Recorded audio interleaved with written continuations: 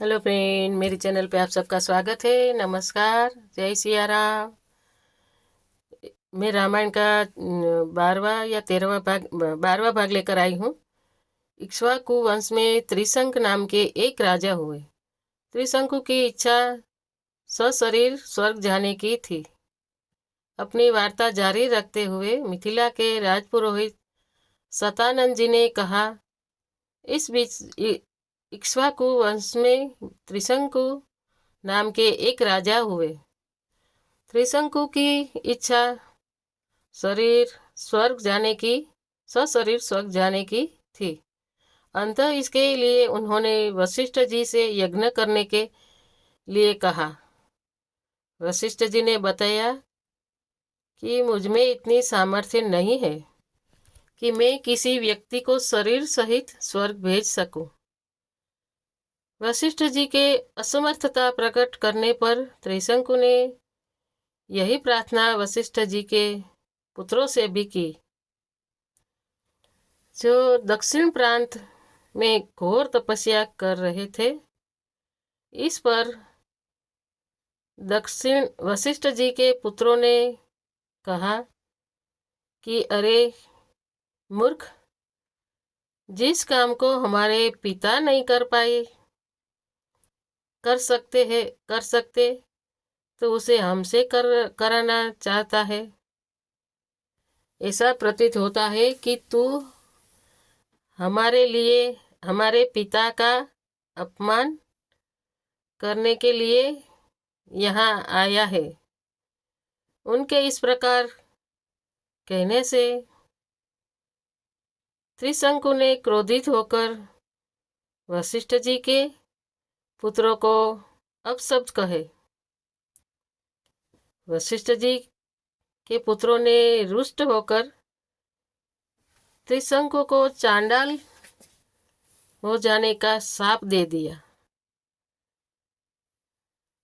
शाप के कारण त्रिशंकु का सुंदर शरीर काला पड़ गया। सिर के बाल चांडालों जैसे छोटे छोटे हो गए।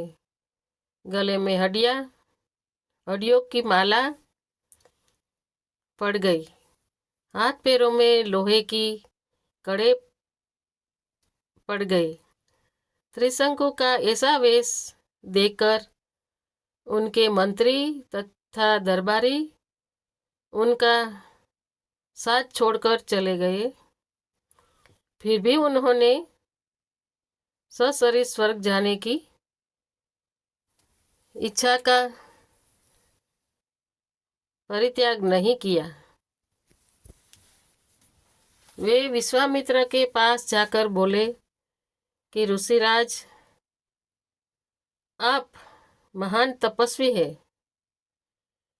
मेरी शरीर स्वर्ग जाने की इच्छा को पूर्ण करके मुझे कृतार्थ कीजिए।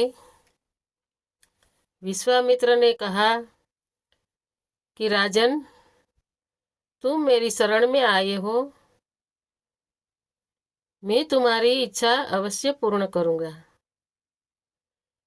इतना कहकर विश्वामित्र ने अपने उन चारों पुत्रों को बुलाया जो दक्षिण प्रांत में अपनी पत्नी के साथ तपस्या करते हुए उन्हें प्राप्त हुए थे, और उनसे यज्ञ की सामग्री एकत्रित करने के लिए कहा।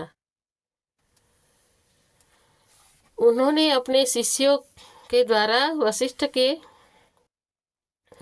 के पुत्रों सहित वन में रहने वाले सब ऋषि मुनियों को यज्ञ में सम्मिलित होने के लिए निमंत्रण भी भिजवा दिया। शिष्यों ने लौटकर बताया कि सब ऋषि मुनियों ने निमंत्रण स्वीकार कर लिया है, किंतु वशिष्ठ जी के पुत्रों ने यह कहकर निमंत्रण अस्वीकार कर दिया कि जिस यज्ञ में यजमान चांडाल हो, चांडाल और पुरोहित क्षत्रिय हो, उस यज्ञ का भाग हम स्वीकार नहीं कर सकते। यह सुनकर विश्वामित्र जी ने क्रुद्ध होकर